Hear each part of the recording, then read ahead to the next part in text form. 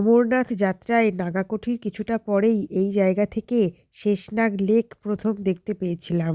গ্লেসিয়ারের বরফগলা জল ঝিল থেকে এঁকে বেঁকে বয়ে চলেছে তার আপন ছন্দে। এই সময়টা ছিল সন্ধ্যের কিছুটা আগে, তাই দূরে পাহাড়ের উপর গ্লেসিয়ারে জমেছে কুয়াশার আস্তরণ। আর ওই দূরে পাহাড়ের উপরে লাগেজ নিয়ে হেঁটে আসছে আমাদের দুই পিচ্ঠু ভাইয়েরা। এইখান থেকে রাস্তা কিছুটা ডাউন। এইখান থেকে শেষনাগ লেক পুরো দেখা যাচ্ছিল। অপার্থিব সৌন্দর্য, মুখে প্রকাশের ভাষা নেই।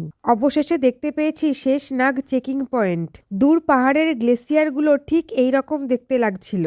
সারাদিন হাঁটার পর শরীর যেন আর চলছিল না, তবুও ক্যাম্পে পৌঁছানোর জন্য যতটা দ্রুত সম্ভব পা চালাচ্ছিলাম, কারণ ইতিমধ্যে বৃষ্টি আরম্ভ হয়ে গিয়েছিল। শেষনাগ লেক থেকে ক্যাম্পসাইট প্রায় 2 কিলোমিটার দূরত্ব। ওয়েদার খারাপ হয়ে যাওয়ায় ও ঠান্ডা প্রচণ্ড বেড়ে যাওয়ায় মাইকে বারবার অ্যানাউন্স করছিল পুণ্যার্থীরা যেন দ্রুত টেন্টে প্রবেশ করে। ফিরছি পরের শর্টসে।